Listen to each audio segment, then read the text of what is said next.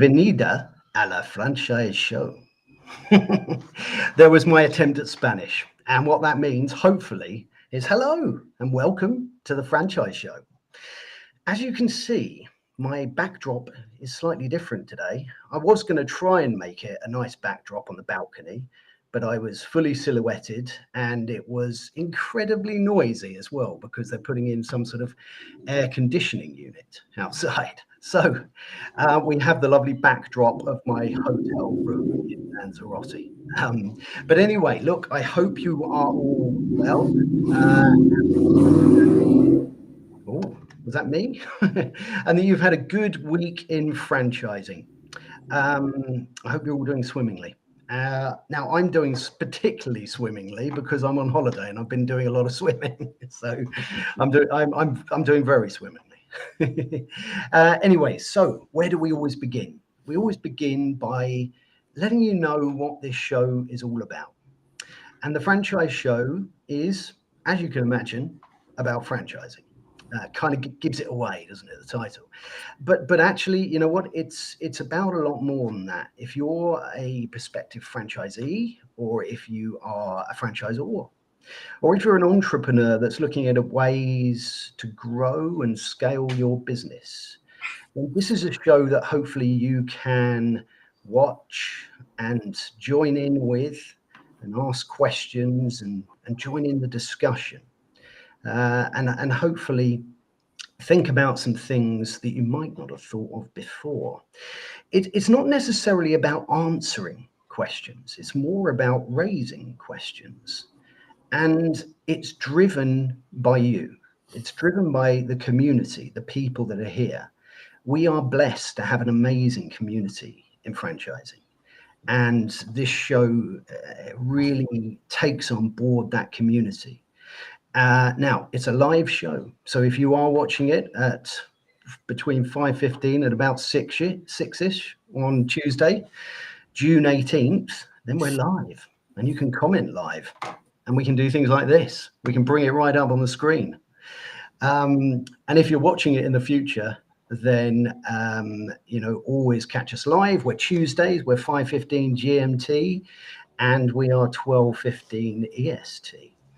Now, each week, we take a different topic and we have a lovely guest. And this week is definitely no exception to that. The topic, I'm glad to say this week, is celebrating franchise success. And you know what? Celebrating is something we should definitely do more of, especially as franchisees, franchisors, and our community. And I have the perfect guest. He hasn't got a bow tie on today.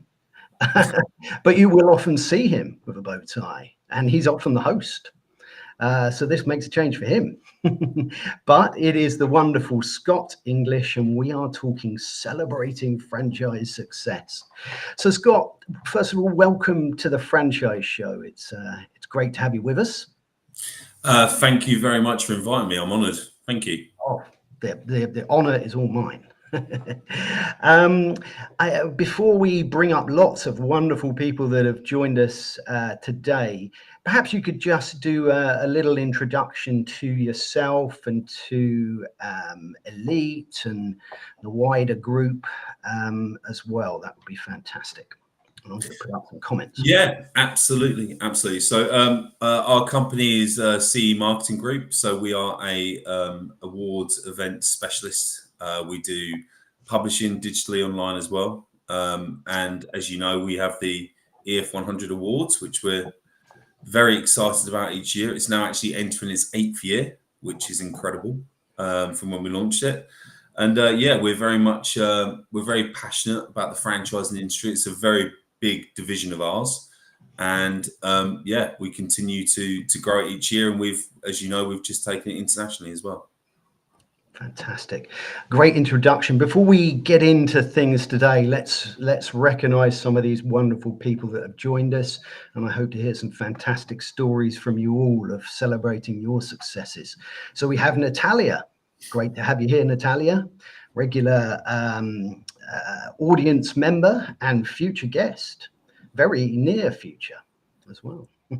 So looking forward to hearing your thoughts on celebrating your successes and the people around you and the stories of success that you've heard. You know, it would be great to share some stories of success. The stories behind these brands are what inspires perhaps some of these successes. So, you know, that's really what gets to your heart and your emotions. And, you know, it's great to hear. So hopefully we'll hear some fantastic stories of success today. We've got the ever wise Simon Wise. Simon is my partner on our sister show, Franchising Brand Stories. And it's fantastic to have him here. Looking forward to hearing his thoughts on success. He was a franchisee as well, so he now runs FranRec, and he's got a great experience in the industry. So great to have you here. We've got a few of your colleagues here as well, Scott. So we've got the lovely Laura. Great to have you here, Laura. Looking forward to hearing your thoughts on success.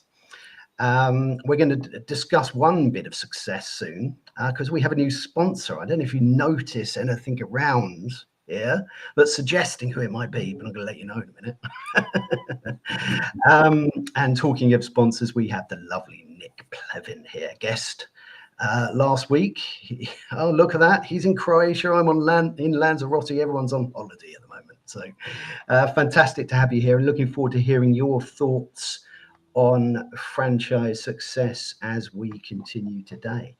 And there we go. Another one of your colleagues, and it's the lovely Jodie Marsh. So fantastic. And not so, I'm sorry. This is really rubbing it in, but it's blue sky. It's great to have you here, Jodie, and really looking forward for you to share some of the stories over the time that you've been involved with the awards. And of course, you're going to be a future guest. Really looking forward to that as well. And we've got Howard Picker from Colorado. Great to have you here, Howard. You've picked a fantastic time to be here. Love a pun, like Alan Sugar, aren't I? Listen, before we get into things today, I would like to formally announce that we have a new sponsor. We have a fantastic sponsor, and I'm so honored and so pleased that, well, Elite, a franchise CE marketing group, have sponsored our little show. And it's a real honor. It really is. You know, we are one community, and, you know, celebrating success. This is success, and we celebrate it together because this show is what it is, not because of some daft chap wearing a hat. It's because of the fantastic people that are here. So the sponsorships and the success that we get is a reflection of you all. So my personal thanks to you, and my thanks to you guys at CE Marketing Group. I'm really looking forward to continuing to work together. So I'd like to start by perhaps you letting me know when did the awards begin? I know you had a big input into creating this at the beginning. So what was your sort of thoughts process around creating awards and celebrating success in the way that we now know? Yeah, so it come to me 8 years ago. It was over 8 years ago now. It was 9 years ago. But we're obviously doing Elite Franchise, like the content portal. We were amazed that there wasn't like a recognition system that existed like this. So me and the team, we put our heads together and we're like, well, you know, you've got the Entrepreneur 500, but you have to be a US registered business in order to enter that. And there was a global 100 list. We were just shocked, really, that there wasn't a recognition system that like recognized the top 100 companies in Britain.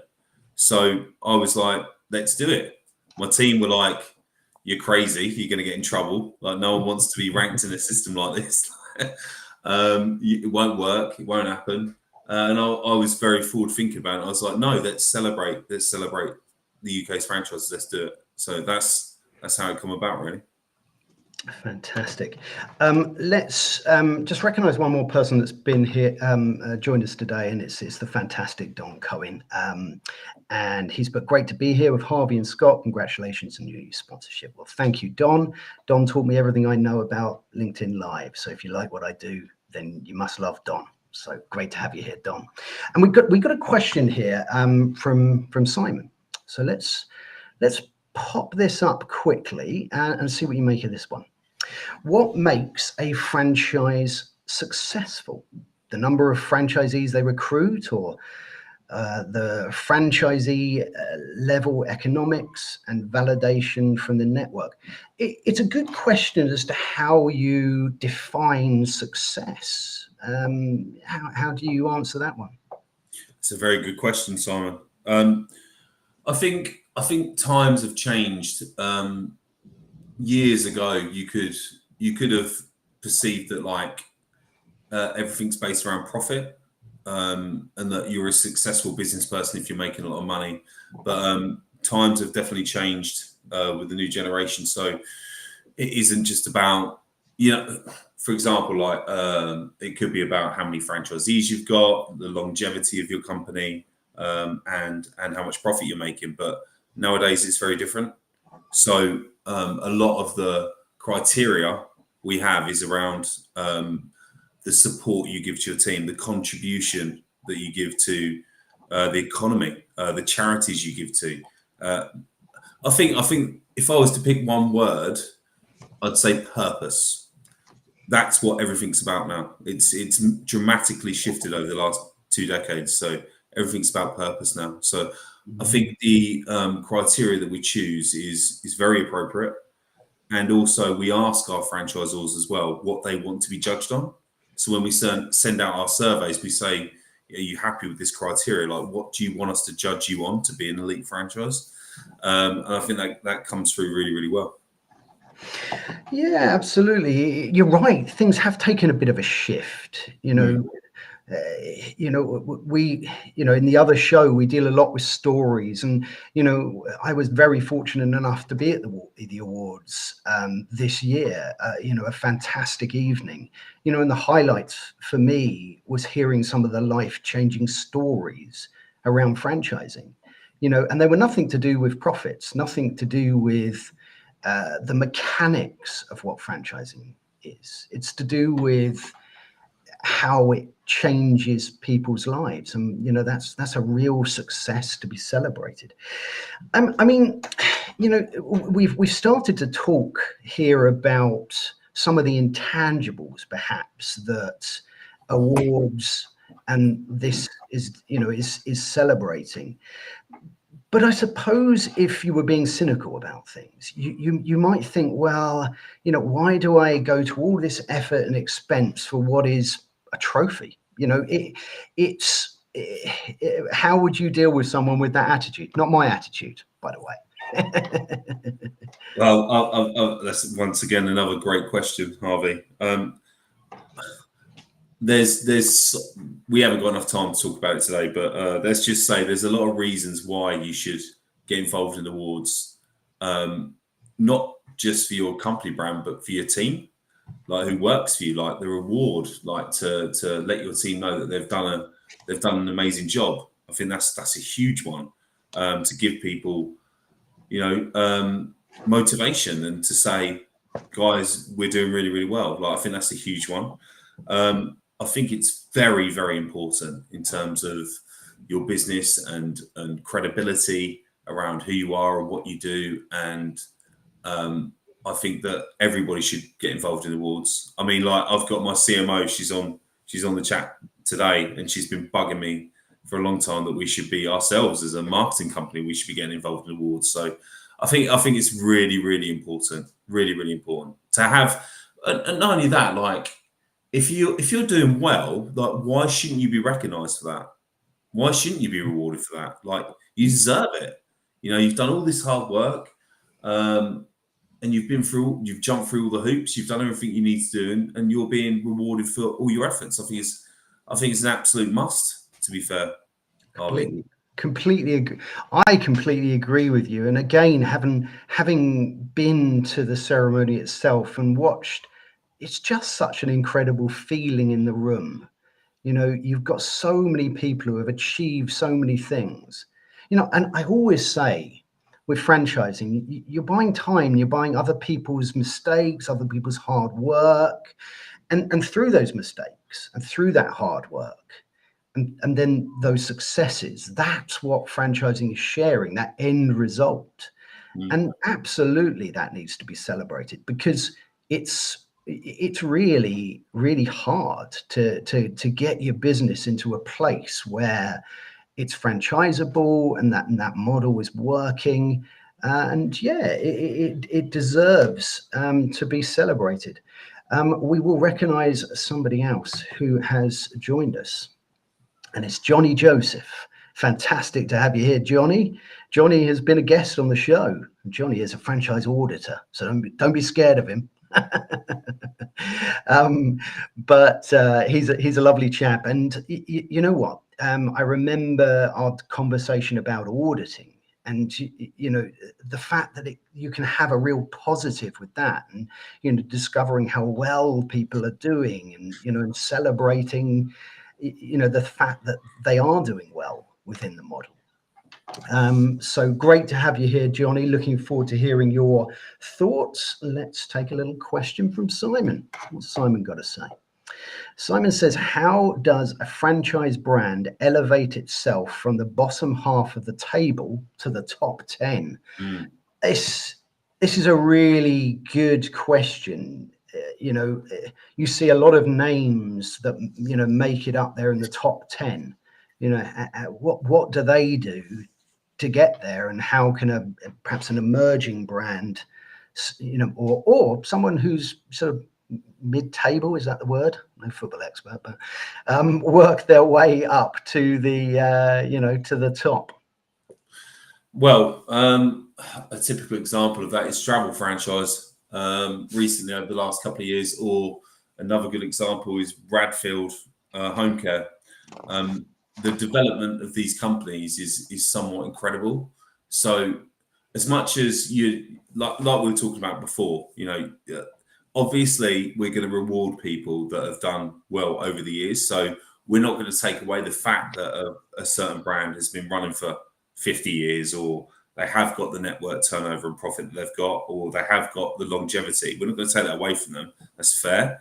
But the bigger criteria is on the other five, which is based around support, innovation, and criteria in terms of the future of the brand. So we're not going to take that away. But for example, we've had brands before that are so innovative, they score so high because of what they're doing, which makes a difference now.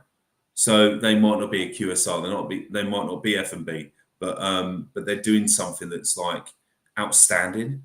So you can pick your points up in other criteria rather than just the usual metrics at as I said, like the longevity and stuff like that. But there's absolutely everything to play for, and not only that, Harvey, but like we have our additional awards for a reason, like the awards evening. So we have like the Emerging Franchisor of the Year award, which rewards the highest ranking emerging franchisor.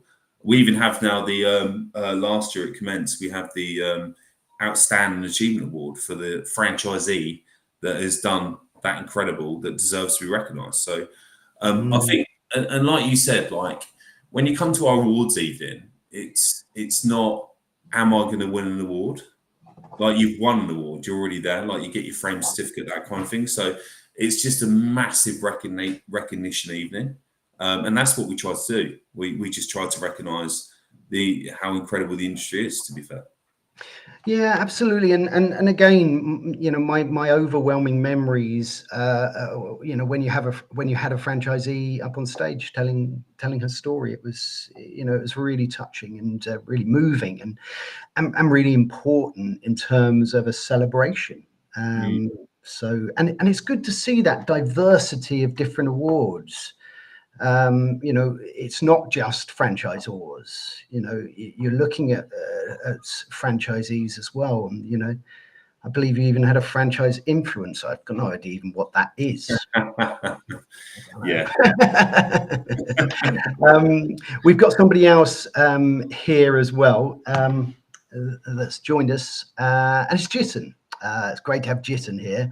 He's a regular to the show, been a guest, franchisee, just age 22. And doing some exciting things as well. So I'm sure we'll see a lot of Jitten in the future. But, let us know your stories of success, because, it's all about sharing those stories. And let's see what Laura's got to say here. There's never enough good news shared, and the awards can help share all the good stories. Yeah, absolutely. I mean, it's one of the reasons perhaps for our partnership, because we're about sharing good things, sharing good stories, and on Franchising Brand Stories, it's just exactly that. We're looking at the stories behind the brands, and it really helps to hear a good story from people that are either founders or people that are really vital or important in these businesses, because it helps you see whether you're aligned. And it's just fantastic to celebrate that. So absolutely. We've got a couple of good meaty comments here. I don't know if I can say that. The vegetarians out there, I apologize, but we've got a comment here from Johnny.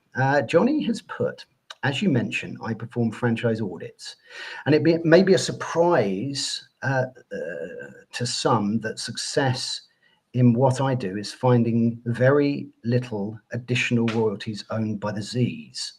I'm starting to say Z's and Zors because I'm really cool now, you see. My clients mostly celebrate my finding far less owing than it costs them to send me out, much less expensive than they may think. Yeah, absolutely. Celebrate, in this particular case, it's celebrating the fact that, nothing was wrong. That's a celebration. Everyone's following the model. Everyone's happy. Someone said to me, and I'm not going to say someone, it was John T. Hewitt in franchising for 54 years. But he said something really simple. For someone to be successful, all you need is happy, successful franchisees. As simple as that. It's slightly more nuanced to get there, but the end goal is nice and simple. I'll let you take a comment or a question here by Natalia. Absolutely agree with everything said about the awards, but I think it's the ranking that is also important. Why? Because it encourages and drives franchisees to do better, to not rest on their laurels, to continue to deliver benefits to their franchisees. What do you make of that one, Scott? Yeah, really good point. Absolutely. I mean, it's obviously you have to enter the EF 100, so it's not a research ranking. So like there's a lot of awards around the world where you literally research it and rank them yourself. Like this is a competition at the end of the day. So but what the good thing is that people make the effort to actually enter and they get ranked. And it's really incredible. Like I mentioned before about like a couple of brands, Bradfield Home Care, for example, and other brands that have like gone up the list over the years. So it's really great to see brands that, a few years ago they had 4 franchisees and now they've got 20, or there was X amount of innovation happening in that company and now it's progressed dramatically. So it's great to see how they represented really. And also, like Natalia has a really good point.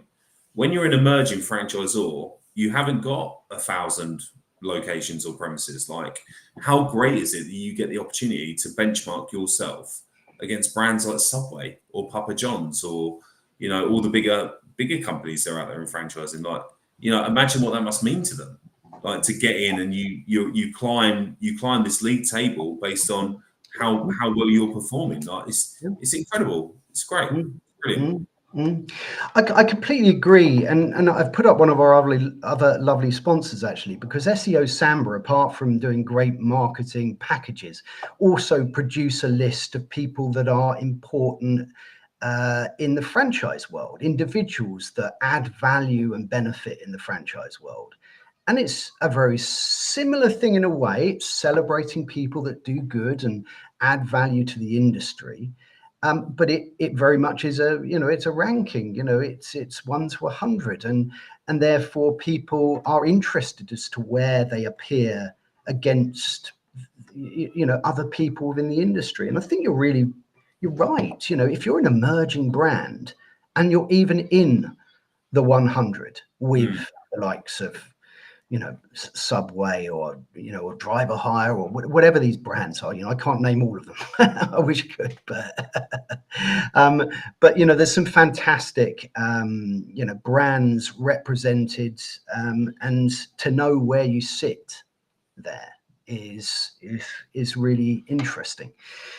It must have been quite a journey for you to try and get this off the ground at the beginning. It must have been met with some resistance, and I know you're about to embark on this journey again, but we will talk about that in the second half. But what was it like in the UK, that journey? What sort of resistances did you come up against, and how did you overcome?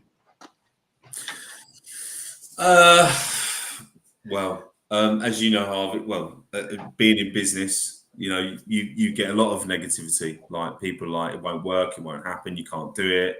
What are you thinking about? It was really hard. Like anything, like I said, my own team turned around to me or board me, was like, "You're nuts.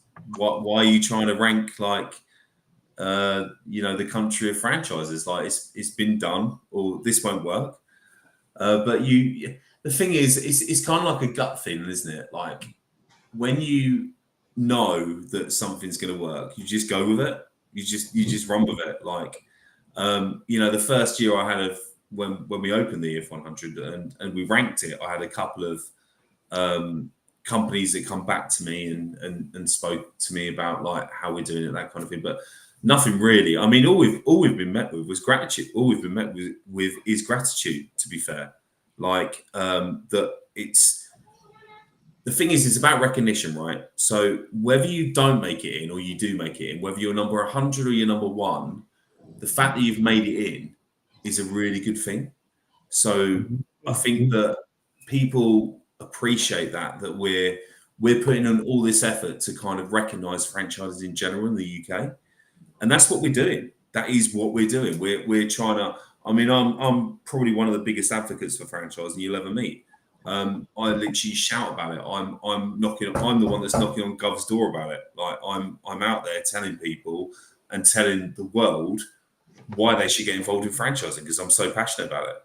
Like, so what we've done really is just created something that extends that message. Like, look at what you can do. Look at this community. Like, look at it. It's incredible. It really is. It really is. Mm-hmm. It is, and you're absolutely right, and it needs to be celebrated. Let's have a look. We've got a couple of more questions that have come in here. Before we get to those, if you have just joined us today, this is the Franchise Show, and today we are talking about celebrating franchise success, and it's a fantastic conversation to have, one that I love. I really enjoy celebrating our wonderful industry, and we have got no other than Scott English. No relation to Johnny, I don't think, but we have Scott. I had to do it. We have Scott with us, and it's fantastic to have him here. And we're hearing some wonderful stories of success. So please come in and comment, or join us Tuesdays 5:15 in the future. So let's have a look at what Jitin's got to say.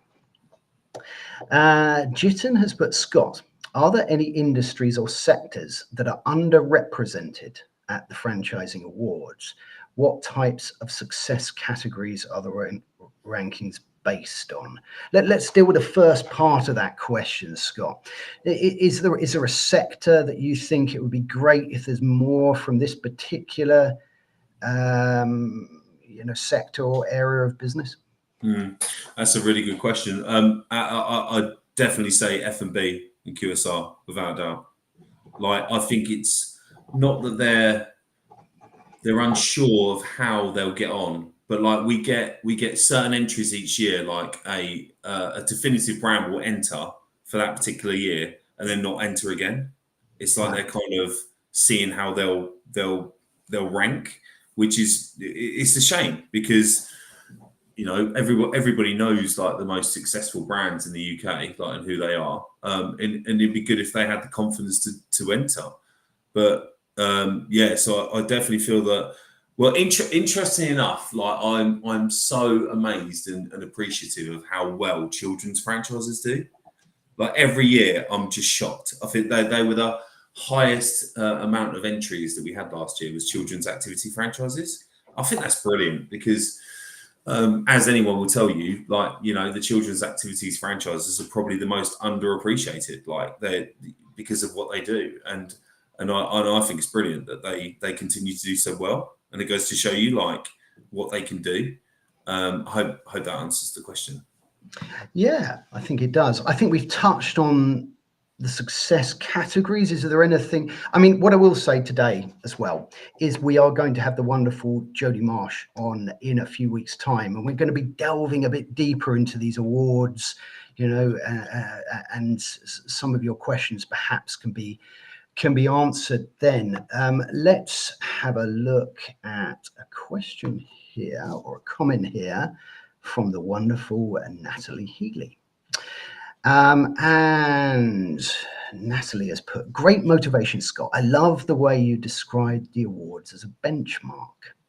We are currently working through a company restructure ahead of significant franchise growth. And we are very much looking forward to learning from others and seeing how we grow year on year.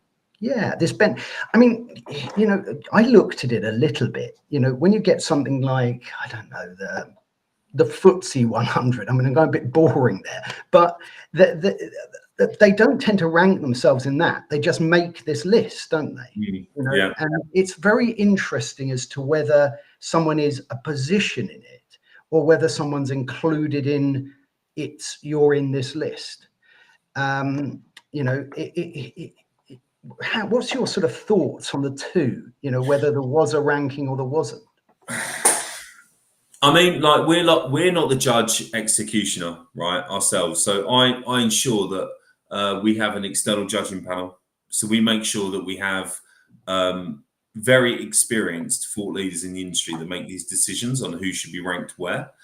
I think it's a massive difference, isn't it, between like the FTSE 100 or the 250,000. You know, there's so many different things. I think the big thing is that like. With the EF 100, it's created by the franchisor. So you know, every year we send out surveys. We say, what do you want us to score you on? Like, do you want us to do more on support? Do you want us to do more on innovation or future? Or what do you want us to rank you? Like, to say you are an elite franchise? And I think because of that, it has more importance and it means more. It has more credibility. Because like we're asking them what they want us to rank you on. I think the other systems you're talking about are purely financial. So this is very, very different. And if anything, it helps build a better community because of it. Because we're not deciding what everyone should be ranked on. We're asking the franchisors what they should be ranked on. And I think if you're being ranked on a competition that is all about you, you're going to appreciate it more, aren't you? Yeah, no, great answer to that question, and that's fantastic to hear as well. And building community and engaging with the community is so important. Natalia's got a question which is just perfectly timed because it was a question that I was ready to ask. Primed I was to ask this question, but I'm going to let you take the stage, Natalia, for this one. So Natalia has put, what's your plan for overseas, Scott, to replicate what you've done in the UK? Well, there you go. So fire away. What's the plan? Very good question. I mean, I'm not going to sugarcoat it. I was actually quite upset, to be fair. As you know, Harvey, at the last awards, when you've been working on something for such a long time and you are day to day, every day, I'm on the phone to franchisors, like the whole community, every single day. When you have to step away from that, it's quite a big thing. And I didn't take the decision lightly, because, like, as Natalia, I work very closely with Natalia. In fact, she's a sponsor of the next awards, to be fair. Like, and thank you, Natalia, for all your support, by the way. But it's very, very difficult. But when you create something that has such an impact, like, it means things to people, like, you can't just sit on your laurels. Like, I could just sit on the UK. That'd be absolutely fine. It could just be like the EF100 in Britain. That's it. But, like, when you know how much of a difference it makes, and the community it builds, and how it makes a difference to people's lives, because, like, you're recognizing them and they're getting more franchisees because of it, and they're growing their company because of what you're doing. You can't just sit on it. You have to. It would be immoral for me not to take it further. So I had no option, really. I mean, I'd love to just sat on the UK and do what I do every day, but unfortunately now I've got to expand it and grow it, and and it's not easy. It's not easy. I mean, taking a company international, you've got to kind of restart again, like, which I am doing. I'm having to do all the research. I'm having to learn about policy. I'm having to learn about legalities, and also, like, you wouldn't believe the legalities internationally. It's not what you think at all. You kind of think, like, right, the UK is the UK, so it's going to be the same everywhere. It's not at all. So, like, even like going into Canada, like, what I've learned, and, like, the amazing people that have actually been nice enough to educate me, it's incredible. Like, you wouldn't believe it. So, am I going to replicate the UK? In answer to Natalia's question, I would love to. But it's going to be hard, and they don't know me out there either. So, I'm setting off every month to different areas of Canada and the US to try and inspire people about what we're doing and how we're doing it, and hopefully they like it, and they want to be a part of what I'm trying to achieve. But I can't make them. It's up to them, isn't it? I hope when they see what we've done in the UK and Britain, and they see the community that I've built, and what we've done for everyone here, I'm hoping they see that. That's great. And again, I was there. I was honoured enough to be there, for your very last outing as host, and celebrating with all the wonderful people that are there. And it was very clear to me, that emotion. And it's a selfless thing to do, to want to continue. Sometimes people, growing a company perhaps could be considered as a selfish thing to do, but not in this instance. And you describe it very well. It would be much easier.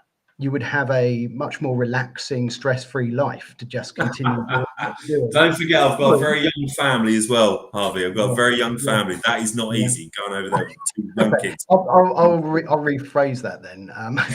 You could continue to have a normal family, stressful life. But no, it's a great thing to do. You've got something good. You want to continue to work hard to spread that message and to help. If franchising, I genuinely believe, changes people's lives. There's two things for me. I think it changes people's lives in a huge way. And by promoting and adding value and celebrating, you can help change more people's lives. It's absolutely true. I'm an advocate for younger people to get into franchising as well. America and Canada are starting to get into this a little bit more. It's starting to come here in the UK. The BFA do some great things. It's starting to go down a little bit, that age of a franchisor. Yeah. But leaving university, it would be great if franchising was one of the options that university leavers have. Plenty of them want to be CEOs. But to have that sort of something that sits in between finding a job and starting your own business, because starting your own business can be a lonely old thing to do. And with franchising, you get plenty of friends around you. So is it Canada that is that your first stop on your international tour? Yes, I think it was the obvious choice as well. Not to mention that they were reaching out to us about it, about why we should do it over there. But it's in terms of population, the growth in Canada, the immigration, how it's emerging. Like it seemed like the perfect market to go to. But yeah, but they're very they're not. Everyone I've spoke to about it so far, like when I've been over there to the exhibitions, the shows, like been to the CFA, the Canadian Franchise Association conventions and things like that, they're very welcoming of it. It's not like everybody likes the idea, which is good. But I mean, look, I can't say, I'm not going to be so arrogant as to be like, yeah, well, it'll be exactly like the UK. You know, I'm not that arrogant. Like, you know, we'll have to see how it goes. I mean, the general opinion has been good. Like, they like it out there.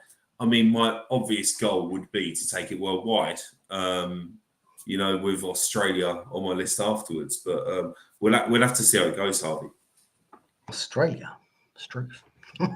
People think my hat's Australian sometimes, but well, let's see. We've got a couple of other comments. We're sort of drawing towards the end, but we're going to keep going a little bit longer because this is a good chat, and I could carry on celebrating franchising for a long time. Not too long because I'm on holiday with my wife, and she won't like that too much. So let's have a look. Let's have a look at a comment here from Simon. Simon's put, you do have an advantage in international markets that are subject to franchise legislation, where the parameters are mapped out by the guidelines in item 19, for example, will shine a light on the financials of the system, and you can analyze as part of the judging system. This is interesting. I mean, we've had this as a topic, you know, whether franchising should be regulated, the differences between two.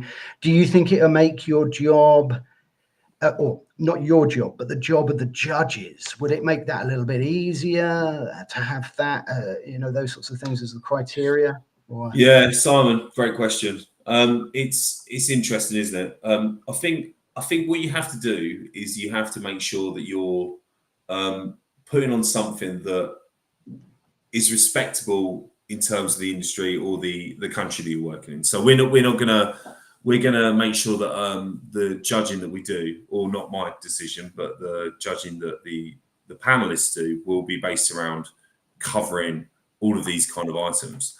I mean, I got a shocker. I'm not gonna lie to you. It was a shocker learning about like how different legislation is internationally. For me personally, I was like, I had no idea about any of this. I mean, like the 30-day cooling off period. Even now, I'm racking my brains. Like, I'm just like, how are you supposed to sell a franchise if you?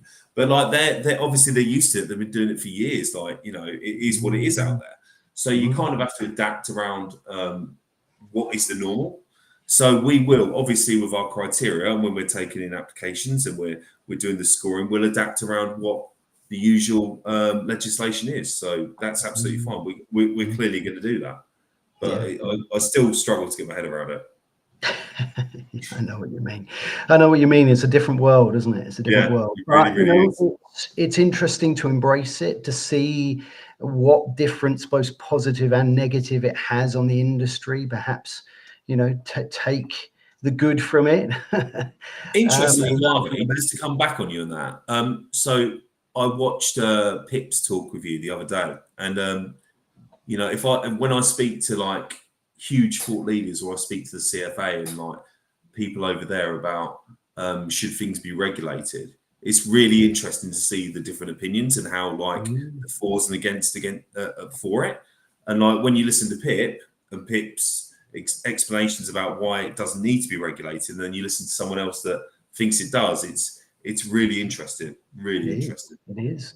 I think it's a strong argument. I think it's an argument that always will carry with it strong opinions from both sides of the pond and from both sides of the argument. And I think it's healthy to continue to have that debate and to see where the right line is, if there is a right line. Probably isn't, you know, but it's certainly something that is interesting to keep questioning and to see, what is making the industry more healthy or less healthy. Very quickly, let's have one final one here from Simon when it finally comes up. There it is. This is a good one, and we'll perhaps touch on it, and perhaps maybe in your context of taking this internationally, because we're going to get into the mechanics of the awards on round 2 of this, as it were. But do you have franchisees in the panel? Do you have consultants? Do you have other franchisors? What's that? What does that panel look like? Yeah, very good question. So we have mainly people that have got background in various industries and sectors to make sure that we can kind of keep it as open as possible in terms of like who's doing the judging. We would love to have more individuals that have grown like a multi-unit type company that have been involved. But obviously it's very difficult because you'd be recused. So for example, you can't judge your own brand.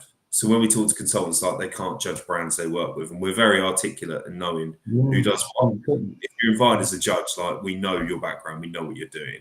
So we do have we have a new judge actually. Well, it's nearly there, but we want to make sure that whoever we have is transparent as possible. That they're not going to favour a certain brand. So Yeah, it's very important to make sure that selection process, those judges, because that's what's creating that list. The people who are judging it, as well as the structure and the criteria involved. I suppose it's a bit like a franchise, isn't it? You put the structure in place for celebrating success, and you put the structure in place as to how you should perhaps look at judging the people that have entered the awards. But it's those judges that can use their experiences in their fields to to have a creative result that reflects. Absolutely. And Harvey, just remember, this is Elite Franchise's opinion. So like, it's our opinion of our judges or our panelists' opinion. So like when people say, who gives you the right to say who the top 100 franchises in the company are in the Britain are? I always say, look, you're getting too emotional about this. Like it's just our opinion, or it's what our judges' opinion of it are, which I think is really important to mention. But obviously, with our brand and how long it's been running and what we've been doing, people see it now as the top 100 ranking. I mean, other companies have changed the name of their recognition systems based around what we've done, which is quite flattering. But that is it. It's an opinion-based recognition system based on a selection of people that we believe to be the thought leaders in the UK in franchising. Fantastic. Before I give you a little moment to sort of wrap things up and let people know how to get in contact with you, I've put a lovely little ticker at the bottom. The QR code has been here the whole time, but the awards nominations, when you can enter this will open on the 1st of August. So that will be for next March, I would say. Anyway, next year's awards, 2025. So make sure you look out for invitations and check out the QR code to see about entering and celebrating your success and the success of your teams as well. So if you could perhaps just sort of round up for us, Scott, if you've got any sort of final words in terms of the awards and how it's doing globally and the message that you want to put out there, now would be the time. Yeah. Thanks, Harvey. We've built something that's I'm so passionate about it. We've built something that actually means something.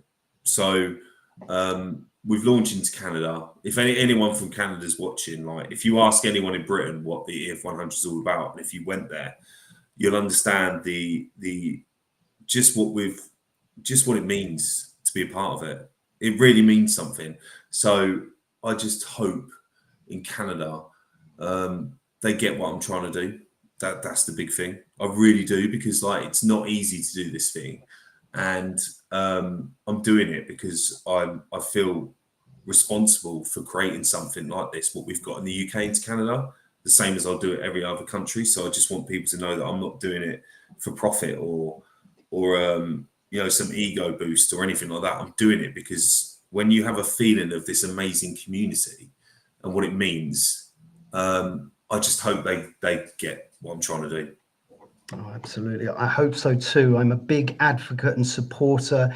I'm proud to be partnering with you on this, and I'll continue to help you guys get that message out, both in Canada and wherever else you expand out into the world. So, Harvey, what was it like when you were there? What was it like? The feeling, the atmosphere, the buzz. Like, what was it like? It was amazing. It was amazing. It was fantastic. You can't explain it. I mean, you know, there I was in a tuxedo wearing a silly hat, but you know what? I wasn't the one who stood out. It was the amazing people, the amazing stories. They were the people who stood out. So it was fantastic. It was a real celebration, and I hope that maybe I might be invited again. You never know. You never know. You might come to Toronto on the 26th of February. You never know. Fantastic. Well, look, we've sort of come to the end today. So if you would like to join us tomorrow for franchising brand stories, I'm still on holiday. I'm still doing this. It's good stuff, isn't it?